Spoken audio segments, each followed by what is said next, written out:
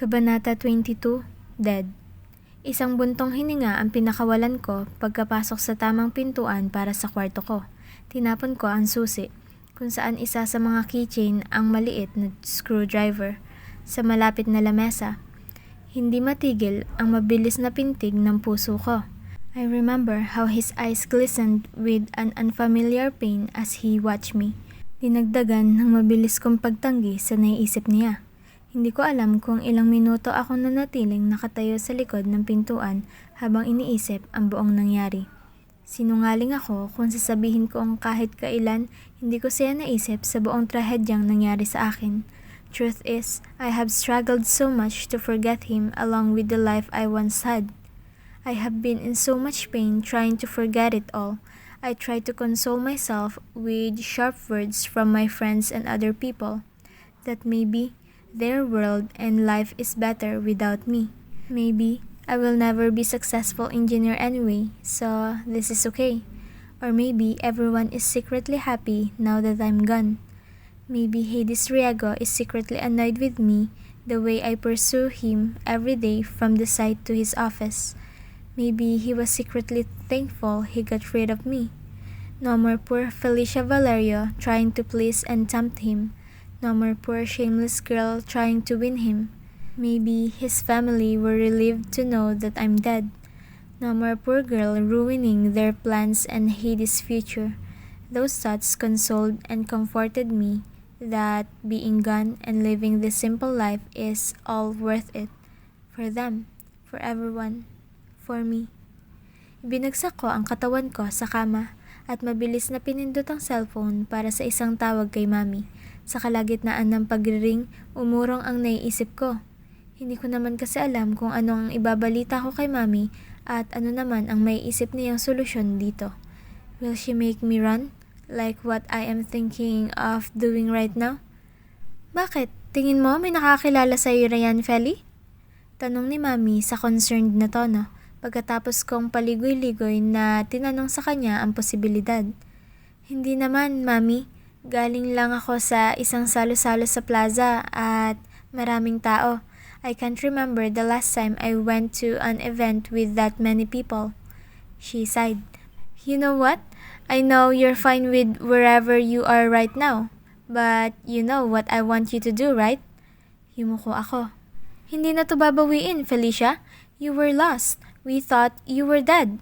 It's an emergency. Hindi na kailangang umabot ng 23 bago mo makuha ang pamana mo. Pwedeng-pwede ka nang umuwi rito. Only this time, I'll make sure you're safe. If the investigations were wrong and someone really conspired to kill you, I will double your bodyguards and the security of our home. The problem is, I am not sure if I still want that life. Matagal kong tinanggap na ganito na ang magiging buhay ko. Hindi basta-basta ang proseso ko noon. If you're scared of the consequences of the last will, pwede namang umuwi ka at ililihim na lang natin. Basta nandito ka. Miss ka na ng kapatid mo. Banayad na pangungumbinsi ni Mami. I miss you and Atticus, Mami. I like this life already, pero tingin ko lang kung babalik man ako, hindi pa sa ngayon. I know! I hope you think about this. Hindi na ako nagsalita. Hindi ka naman nag-iisip na lumipat pa, Felicia? Hindi ko po alam, I said honestly. She sighed.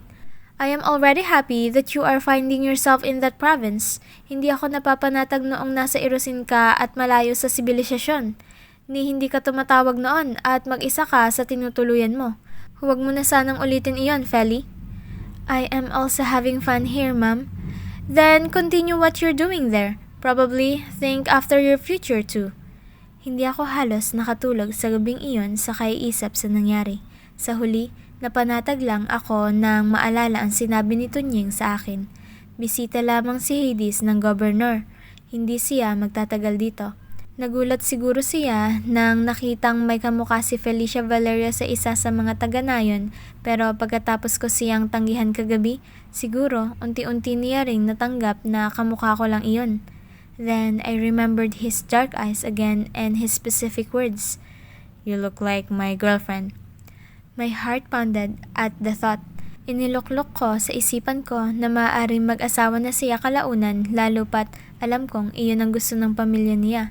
Gusto rin niyang magkaanak ng marami kaya hindi malabo nang namatay ako, pumili na rin siya ng pamalit at bumuo na rin ng pamilya. Nasa tamang edad naman na siya. Mapait akong yumuko habang nagsusuklay ng buhok. Sinadya kong hindi na makibalita, bukod sa wala ring pakialam si Mami sa nangyayari sa lahat ng humahamak sa amin noon. Pinagmasdan ko ang malawak na kagubatang pag-aari ng lolo at lola ko sa malayong gilid ng tinutuluyan ko. May mga barbed wire na nakapalibot sa bakuran ng apartment na tinutuluyan ko para ibukod sa malawak na ari-arian at lupain ng mga Graciano sa tabi nito. Minsan na akong bumisita sa loob ng lupain na iyan at walang nariyan kundi ang hindi naaalaga ang ari-arian. Lately, Mommy's been keen on reviving everything I own, hence the little by little renovation on my other properties. Ibinaling ko ang mga mata ko sa kaunting gubat sa kaliwa ng tinutuluyan ko. Inilipat ko ang dalang payong sa kabilang balikat at sinulyapan ang 3 palapag na konkretong pad at ang balon sa gilid noon. Hindi pa halos sumisikat ang araw, lumabas na ako para lang bisitahin ang dinaanang gubat kagabi. Ito iyon, sigurado ako. Bulong-bulong ko habang hinahawi ang mga nalagas na dahong nakalatag sa paanan ng mga puno. Dito ko tinapon ang bracelet, kukunin ko at ibabalik sa kwarto, hindi na muna susuotin sana. Kaya lang, hindi ko mahanap. Tumayo ako sa puno kung saan ako hinigit ni Hades kagabi at nilingon ang gilid. Kaunting patak ng ulan ang umatake sa aking payong habang pilit na inaalala ang paraan ng pagtatapon ko sa bracelet. Nandito talaga dapat iyon. Ulit ko dahil walang mahanap. Nakailang tapon na ako ng mga bato at ilang walis sa mga nakalatag na dahon at wala akong mahanap na kalat man o kahit ano bukod sa mga iyon. Frustrated now, I saw the fast-moving hands of time. Hindi ako pwedeng lumiban sa duty ko para lang hanapin ang bracelet. Wala rin namang pumupunta sa gubat na ito para dumaan kaya imposibleng may nakakita. Kinalkal niya lang biglaan ang mga dahon at sa tamang pwesto pa? Kaya sigurado akong nandito lang iyon. Mamaya ko na ipagpapatuloy ang paghahanap dahil kailangan ko nang mag-open sa coffee shop. Nagmadali ako sa paglalakad pabalik sa daanan at nang naroon na, ilang lakad lang, nasa kalsada na ako. Pumara ako ng suking tricycle at hinatid na sa coffee shop na nasa gitna ng kawalan at sa daanan ng mga biyahero. Good morning! Bati ni Tunying na nagpatalon sa akin. Katatapos ko lang buksan ang pintuan, hinawi ko ang blinds at inilingan siya. Ang aga mo. Tumawa siya. Paano ba naman kasi, hindi na kita nakita kagabi. Hindi ko rin nakita si Owen pagkatapos niyang sabihin na hahanapin ka niya sa baile dahil makikipagkaibigan na siya. Akala ko tuloy magkasama kayo buong gabi kaya inisip ko hindi mo kayang pumunta rito na maaga. Sinong Owen? Dito kong tanong habang nagpupunas ng countertop at pinoproseso ang mga sinasabi ni Tunying sa akin. Nakailang beses na akong sabi sa'yo yung pinsan ko ngang may gusto sa'yo. I can't remember. I can't remember ka riyan. Saan kayo pumunta kagabi? Siya sabay punta sa likod ko. Hindi kami magkasama Tunying, tsaka umuwi na ako. Sabi ko, hindi makatingin sa kanya dahil naiisip ang nangyari sa gubat. Talaga? Bet mukhang hindi. Bet mukhang may tinatago ka. Panunuya ni Tunying. Umirap ako sabay diretso sa kusina para maayos din iyon bago dumating ang kusinero. Wala, talagang umuwi nga ako. Magsasabi ako sa'yo kung sumama ako kay Owen, pero ngayon pa lang huwag ka na masyadong umasa dahil wala akong plano. Sunod ng sunod si Tunying sa akin habang inaasar ako tungkol sa pinsan niya. Panay naman ang pagsagot ko na wala nga akong plano para roon. Bet mo ba talaga dinidinay sa akin? Hindi naman ako magsiselos kung medyo tipo mo nga iyon. Sumasakit na ang mga mata ko sa kaiirap.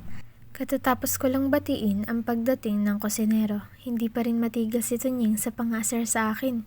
Apparently, he's hallucinating that I slightly like him. That's why I deny my feelings for his cousin. At the same time, he doesn't really want me to be with his cousin because he's a known playboy of the province. Hindi ko alam kung hahayaan ko ba si Tunying sa mga kababalaghang naiisip niya tungkol sa akin o hindi. Not that my words matter to him. It seems like he doesn't believe a word I say. Tumunog ang wind chime ng pintuan, hudyat na may customer na. May customer na, Tunying. Umuwi ka na muna at mukhang antok ka pa yata sa mga sinasabi mo. Sabi ko sabay labas galing kitchen para ihatid sa counter ang isang tray ng baso. Ang unang nakita ko sa customer na pumasok ay ang kanyang mga mata. Hindi ako pwedeng magkamali at mabilis din ang reaksyon ng puso ko. My hands slightly trembled, causing an unstable hold of the tray. Mabuti na lang at mabilis ko itong nalapag bago pa bumigay ang kahit ano dahilan ng kaba ko. Hades Riego in a fresh t-shirt with a thin gold chain necklace, faded jeans, and slightly damp long hair stared at me as he slowly took a seat on the shop's middle table. Para ako mahihimatay sa biglaang kaba na nararamdaman ko. Mabilis kong iniwas ang tingin ko sa kanya lalo na dahil titig na titig pa rin siya sa akin. Nilingon ko ang likod ko. Alam kong ang huli kong sinabi kay Tunying ay ang umuwi na siya pero ngayon nagpapasalamat ako na mukhang wala naman talaga siyang planong umuwi na.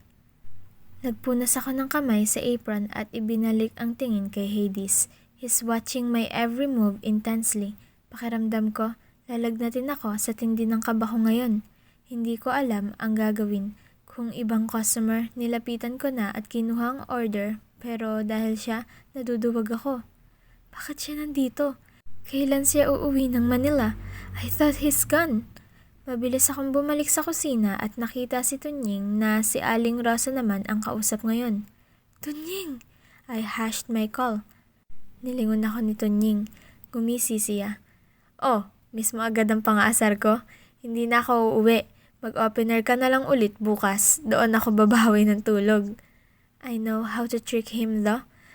Yung may-ari ng kagabi, may-ari ng coal mine, nasa labas. Halika, ikaw na ang kumuha ng order. Oh? Now he looks interested. Oo, I convinced him. Tinatamad ka lang eh. Pero natameme siya agad nang nakita nga kung sino ang nasa labas. Walang pag-aalinlangan na kinuha ni Tunying ang lista at mabilis na bumati kay Hades. I saw Hades' eyes made a drift for Tunying and then went back to me, kahit pa nag-uusap ang dalawa. What was it? Last night, I pretended to be someone else, someone who doesn't know him. Hindi ako nakapag-isip agad ng tamang gagawin, ni hindi ko alam kung tama ba na ganoon ang ginawang reaksyon ko, pero tapos na ang nangyari at kailangan kong pangatawanan iyon ngayon. I am Raya Graciano, a far relative of the Gracianos of Biliran. It makes sense that I look a bit like his ex-girlfriend, the dead Felicia Valerio.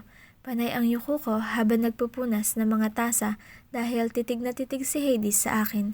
Kung pwede lang magtago sa kusina at palitan si Aling Rosa sa pagluluto roon, ginawa ko na. Nahihiyang tumawa at bumati si Tunying kay Hades. Humaba pa ang usapan dahil pinapahaba ni Tunying. Narinig ko rin ang kasiyahan ni Tunying na bumisita sa coffee shop niya. He also asked if how long Hades is going to stay here.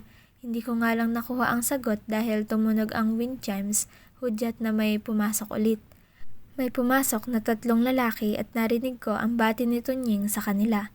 Hindi magtagal ang tingin ko dahil kinakabahan ako na titig si Hades sa akin. Hindi ka pa rin bumabalik ng Ormoc? Akala ko uwi ka na sa araw na to. Narinig ko si Tunying pagkatapos kunin ang order ni Hades. I noticed that it was his cousin along with some other locals, his friends probably. Hindi nakatingin si Tunying sa akin nang nilapag niya ang order ni Hades sa counter. Abala kasi ito sa pakikipag-usap sa dumating na ngayon ay naupo pa sa tabi ng lamesa ni Hades. I glanced at Hades again and saw him watching me. Ano ba to? Ganito ba ang gagawin niya buong oras na nandito siya? Hindi ba siya uuwi? Mamaya siguro. Ano-ano ba ang mga oras ng flight pa Manila galing Ormoc? O sa ibang syudad ba siya manggagaling? Amerikano. I whispered Hades' order. Maingay ang kabilang table dahil sa usapan nila ni Tunying. I swallowed hard. Sumulyap ulit ako kay Hades habang sinasalinan ang tasa ng espresso. I saw his glance drift on Tunying and his friends. Iyon ang dahilan kung bakit mas humaba ang titig ko sa kanya. Nang ibinalik niya sa akin ang tingin, binawi ko ang titig ko at nagpatuloy sa ginagawa. 10 seconds of watching him and I remember why I liked him the very first time I laid my eyes on him. Back when I thought he's a labor worker on VHRV. Sa akin yan may gusto kaya wala ka ng pag-asa, Owen. Ngayon lang nag-sink in sa akin ang pinag-uusapan ni Tunying at ng kanyang pinsan. Tumahimik ka nga, Tunying. Sino ang niloloko mo rito? Sa payat mong yan, isang ubo ka na lang yata eh. Sige na, at siya na ang pakuhanin mo ng order namin. Panira ka eh. If this was a year ago, I'd probably move out of here. Hindi na ako madalas maligawan dahil sa mga dati kong tinirhan. Mag-isa ako lagi at walang trabaho. Wala akong kilala sa nayon at hindi ko hinahayaan ng sarili kong magkaroon ng ugnayan kahit kanino. Tuwing may nakakapansin sa akin, inugali kong umalis sa probinsya at maghanap ng ibang matutuluyan. Ngayon pa lang ulit na may ganito at kung kailan pa balak kong magtagal sa lugar na ito. Should I really just go instead? Leave this place or something? But maybe not while Hades is here. Baka tuluyan niyang maisip na ako nga si Felicia kung tatakbo ako ngayon pa lang. Kunin mo na ang order ng pinsan ko. Huwag mo na masyadong kausapin at sinabi ko naman sa'yo na delikado yan, di ba? Bulong-bulong ni Tunying sa akin. Kinuha ko ang listahan. Raya, pinagsabihan na kita. He said so concerned about me. Tumango lang ako. Walang lakas na sagutin siya ng kahit ano. Mas mababagabag ako na maglalakad ako sa harap ni Hades at lalapit ng kaunti sa lamesa niya. Kaya naman noong palapit na ako, pakiramdam ko nakalutang ako o nililipad ng hangin, lalo na dahil nararamdaman ko ang mariing niyang titig. Anong sa inyo? I stuttered. I know Hades can hear me with his kind of distance. Bakit ba kasi hindi sa malayong lamesa nagsiipuan tong mga lalaking to? Hi Raya, hindi na kita nakita kagabi. Si Owen ang pinsan ni Tunying. Umuwi na ako. Ako nga pala si Owen. Sabay lahad niya ng kamay sa akin. Bother that this is taking too long and I'm not comfortable that Hades is watching me. Mabilis kong hinawakan ang kamay ni Owen at binawi rin. Ipakilala mo rin kami, tol. Hindi na sila importante, mga kaibigan ko lang to. Si Owen sa kanyang mga kasama. Nagtawanan ang dalawa. May pinag-uusapan pa at nagtalo pa sila. Owen's reason was that he's from another city and his friends are from Naval who probably knew me anyway. I glanced at Hades and saw him really watching me. Anong order nyo? Agap ko nang humaba pa ang usapan at hindi ko na talaga kayang tumayo roon nang hindi nanginginig. Uy, kabado siya. May crush ka kay Owen? Nangingising pansin ng isa sa mga kaibigan niya. Umisi rin si Owen at nagyabang pa sa mga kasama. Sinungaling talaga tong si Tunying. Wala raw akong pag-asa. Nabibingin na ako sa pinag-uusapan. Hindi ko na maintindihan kung ano pa ang pang-aasar dahil talagang gusto ko na lang matapos ito. Order ba kayo? Kasi baka kailangan ako sa kusina at 3 kape sana, Raya. At isali mo na rin ang number mo. Marahan akong napapikit habang sinusulat ang order nila. Ayaw ko mang ibigay pero mukhang haba ang usapan kapag hindi. Anong klaseng kape? Mayroong pagpipilian sa menu. Americano, cappuccino, latte. Latte na lang, 3 at number mo.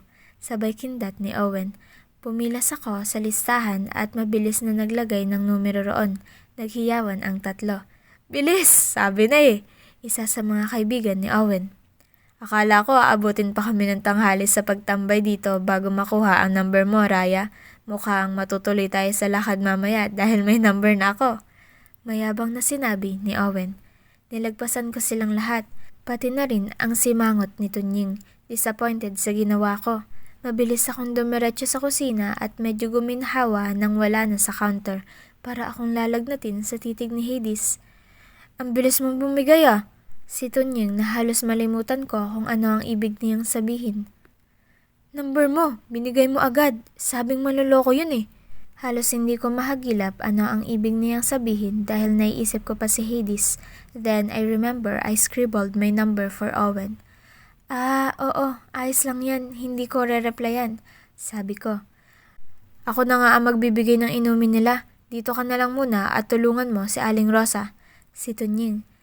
Wala sa sarili kong ginawa ang gusto ni Tunying. Naririnig ko pa ang pang-aasar ni na Owen sa kanya dahil sa pagtatago raw sa akin.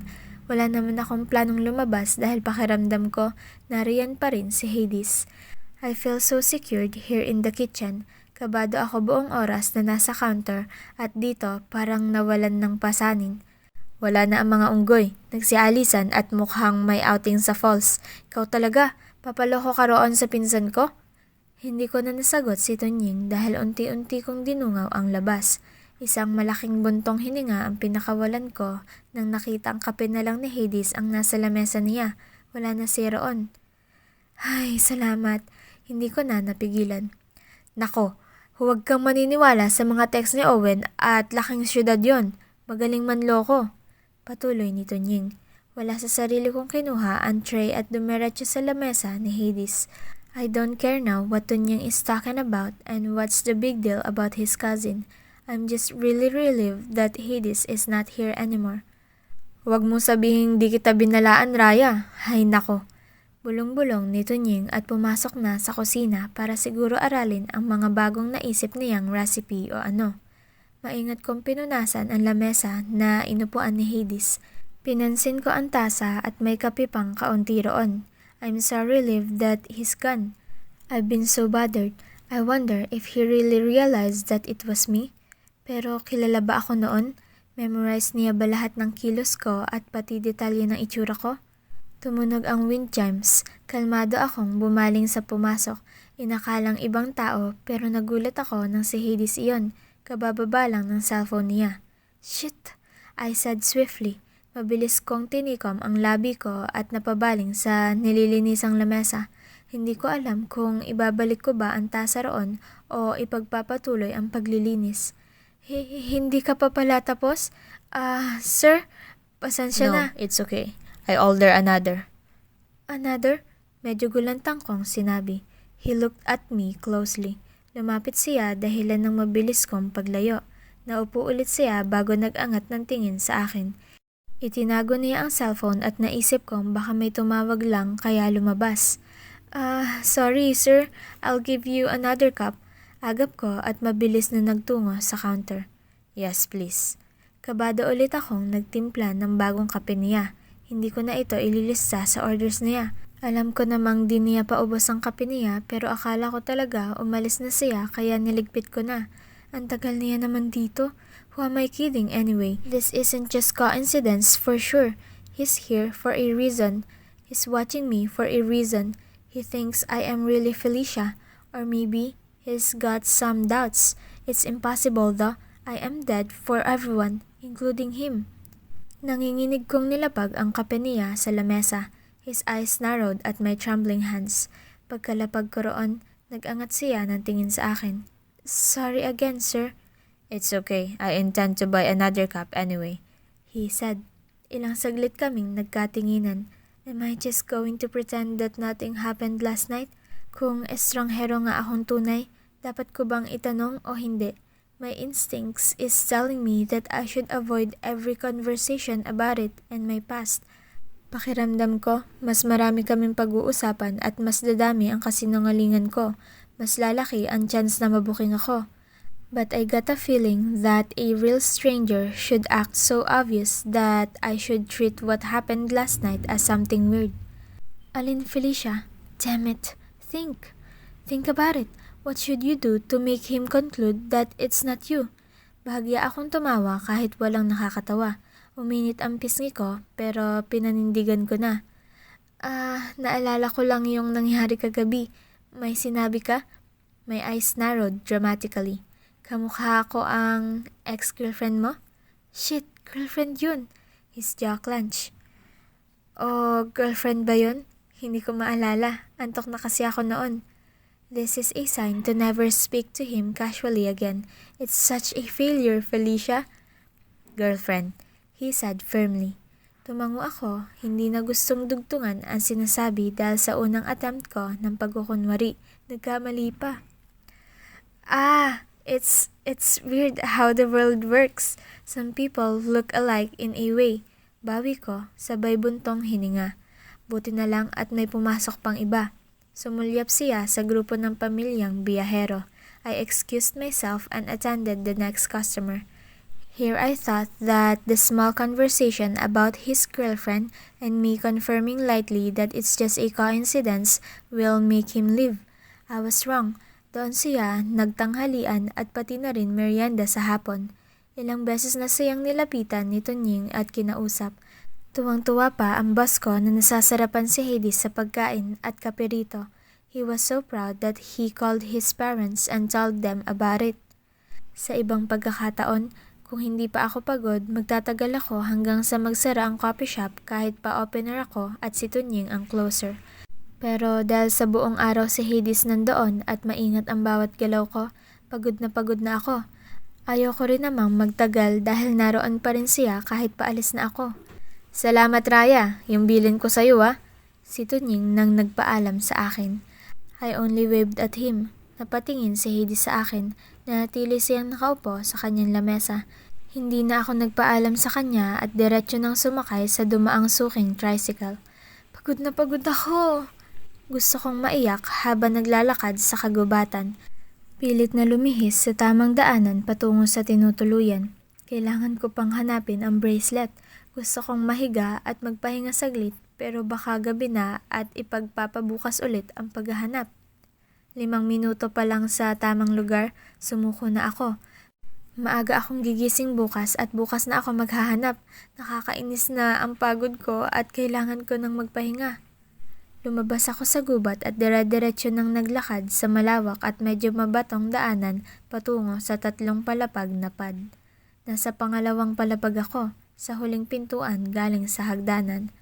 Dito madalas sumutuloy ang ibang mga hindi taga-ritong opisyal ng gobyerno man o pribadong kumpanya sa lalawigan. Iyon ang dahilan kung bakit nagtataka si Tunying kung bakit sa isang mamahaling tuluyan ako tumutuloy, gayong hindi yata kaya ng sahod ko sa kanya.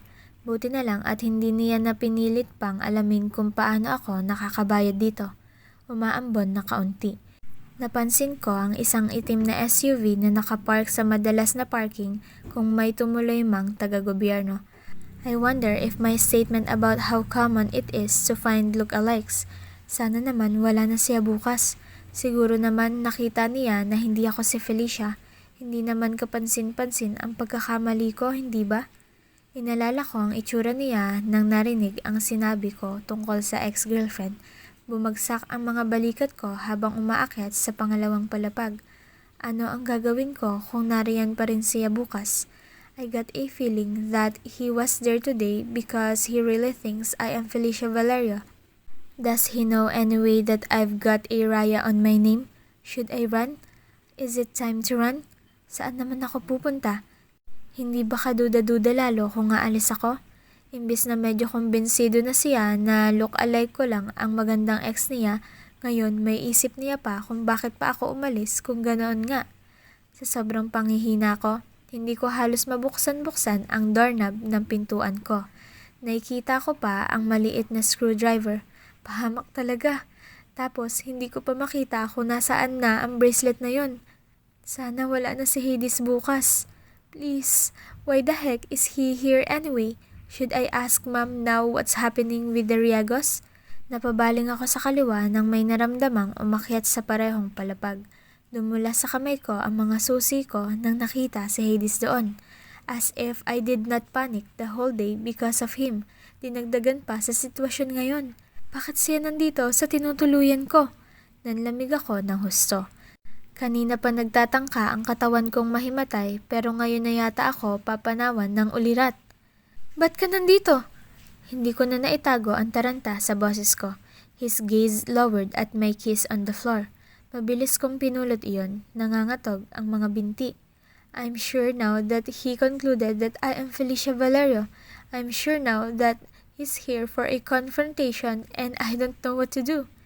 Nga lang, binawi ko agad ang panik ko nang lumiko siya sa tabing pintuan at nagsaksak ng susi sa doorknob bago niya ako nilingon. I'm checking the land I bought along with the coal mine. I'll stay here for some time. Malamig niyang sinabi sa akin bago binuksan ng pintuan ng kwarto niya. What are the chances that he'll be given the next door to me? And am I going to buy his reason? Is he serious? He can't be serious. He's here for sure because he thinks I am Felicia Valerio. Pero kung tatakbo ako ngayon, anumang pagdududa niya, maglalaho. He'll then conclude that I really am Felicia Valerio, despite the glaring fact that my mommy grieved for me, cremated my body, and declared my death. Is there a problem? He stepped back to probe. Umiling ako. Wala, sir. See you around then, Raya, he said coolly.